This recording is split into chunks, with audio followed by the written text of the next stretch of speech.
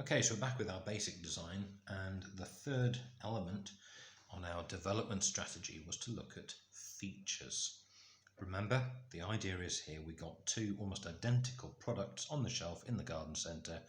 Why would someone buy this one rather than the one next to it?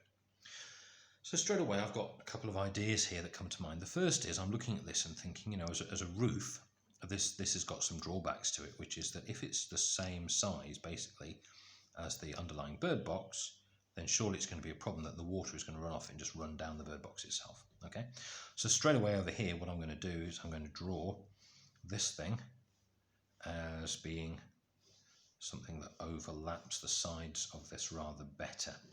So let's have a quick look at how that could appear. We might simply extend that line there. We can't change that much because obviously we've got to hinge it somewhere, but we're going to pull it out wide like this. We're going to make that a feature or a function of our bird box. Maybe round off the corners slightly to make it look a bit nicer, and there we go. Obviously add the wood grain effect. We've still got hinges here of some description, though we've already talked about dealing with that, but that's a feature of this which we can say ours is better than others because it allows for the water to spill off well away from the box. The box itself will last longer. The bird will have a nice warm dry place to raise its young or whatever, and this is obviously a bit of an advantage. Okay, one of the other things that I'm thinking about might be that over here we're going to explore this idea of how do we open up the bottom of the box. So I'm going to flip my drawing upside down now.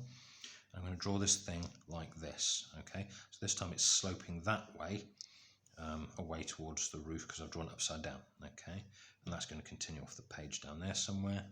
And that'll be a bit like that, and there's my hanging up holes. Okay, so I'm thinking, listen, end of the season, the bird has built its nest in here. I need to get out all of last year's nesting material so that a new set of birds will come in and look at using it again next time. So how can I go about producing a bottom on this which can in some way be removed? Well, a couple of options strike me. One is that I could just have effectively another lid on here, and again perhaps work some kind of system of hinges, maybe on this side on the front so it drops forward, okay, and some kind of a catch over there, and this could just simply swing up like this. It's out the way, and then I can clean, and I'll use some little notes here to explain what I'm thinking, to explain what I'm doing. But it strikes me another possible way of solving that same problem would be to draw the bottom of this like this. I won't even bother drawing all of it. I'm just going to draw, as if it was that. It's got some thickness to it, obviously. Okay, and then what I'm going to do is I'm going to work this in such a way that this is stepped down there, and this has got a groove machined into it along there. And in that groove runs some kind of a wooden base, a fairly thin, perhaps plywood base, and that plywood base there can be slid outwards to access what's inside of here. Okay, so this is option one, this is option two, and again I use notes to explain each part of it, perhaps even saying how I might go about cutting that groove. Now I've got one more thing I'd like to explore with this, which is I mentioned earlier the idea that this entrance hole needs to be quite precisely sized. Trouble would be I would need one kind of bird box for blue tits, another kind for sparrows, and something else for whatever else I wanted.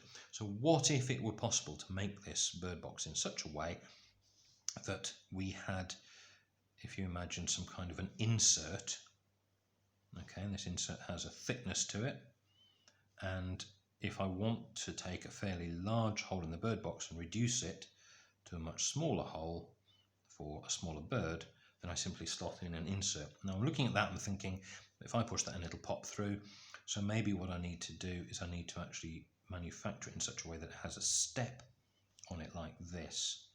So that would be my insert. It would drop into place, and the hidden detail, dotted line, shows the actual entrance hole. And I could have a whole sequence of these. So again, let's redraw it, but let's imagine that this one is going to be working with an even smaller hole in the middle, or an even larger hole in the middle, whichever way was more appropriate. So these inserts are for different birds, and again, I annotate this, I write about this, I describe it, and that's a pretty decent set of features I could give to my design that someone else doesn't have.